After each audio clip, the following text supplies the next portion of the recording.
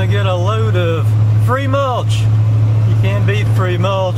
This is some that the state chips up and puts by the side of the road, and if you got enough initiative, you can go get it for free. I see a big pile of it way up ahead there on the left.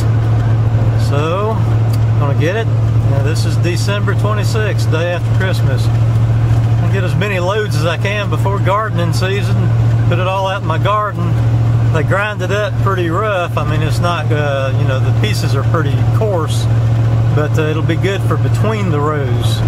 Keep the weeds down. I won't be incorporating it into the soil. I'll just be putting it between the rows. That's the big pile of it there.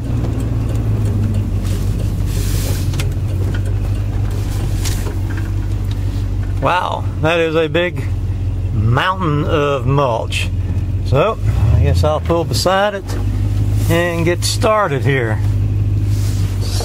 As you can see, it's really quite nasty and muddy.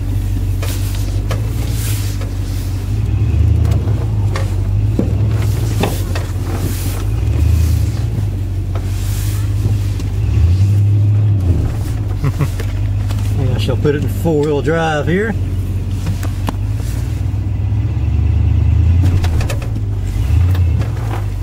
There we go. Okay, so this is what we're looking at on the mulch. I need to turn my lights off. I have a truck bed to fill up here, and I have a mountain of mulch. Of course, I won't be getting all of it. I wouldn't mind having all of it. I wish I had this in my backyard. Oh. Hi everybody, this will be Garden Vlog 2009, number 1. Not a lot to show you, but I will show you what I've got here. Alright, I've accumulated a big row of mulch there that I'll be using, you know, as needed. This is where the beans were last year. I might plant a row of corn there eventually. And yeah, the whole garden is kind of full of grass mainly. Right here is where I've been burying my latest peelings. And I won't be planting anything right here, but I'll keep up with where I've been burying my peelings. And next year I will plant something there. Okay, last year, this is where I buried peelings last year.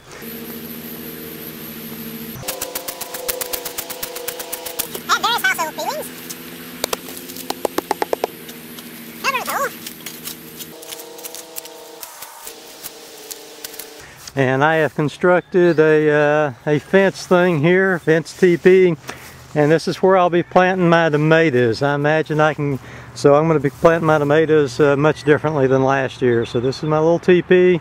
I'll probably put, 4 or 5 plants on each side of this, and I will be doing a little bit of pinching out of the shoots or runners, or what you call them, that come out in the, where the branches fork.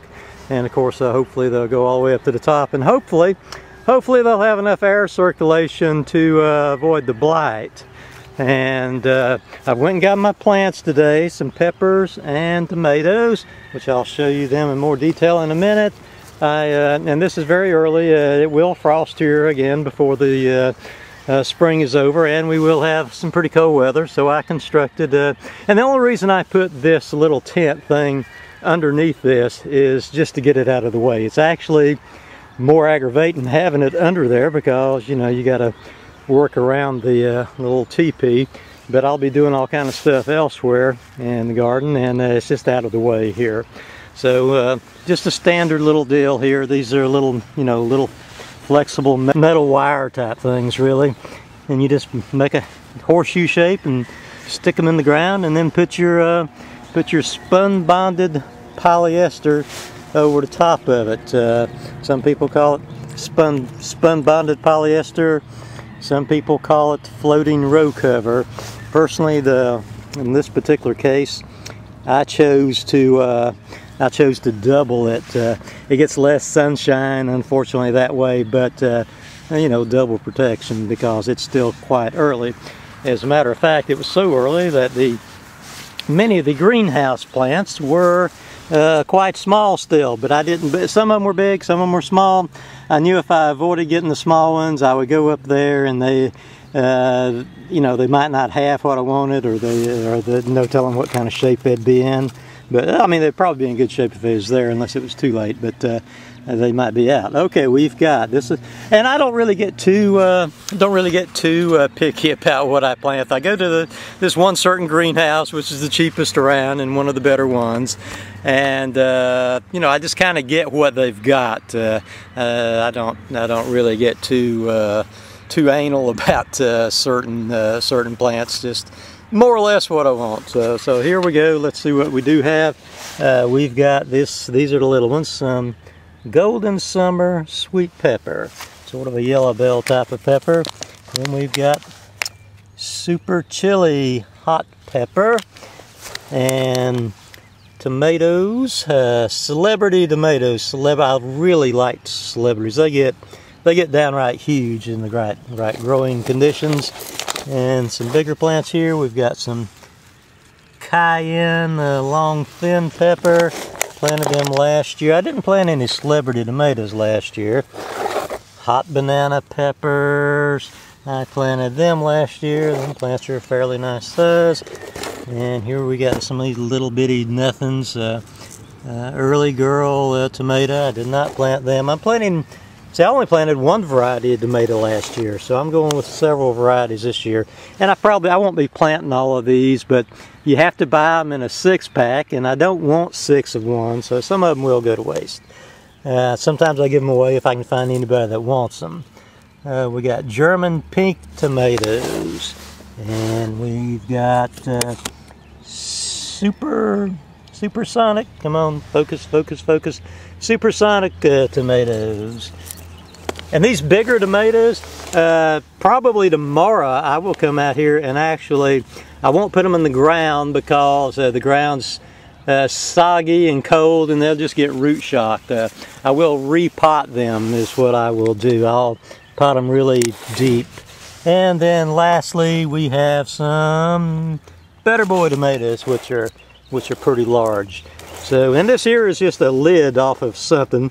Hopefully it's not a lid off of something I'll wind up needing, because I've already drilled a hole in each corner of it. I haven't needed it in years anyway, so if you don't need something in years, maybe you really don't need it for what it was originally intended for.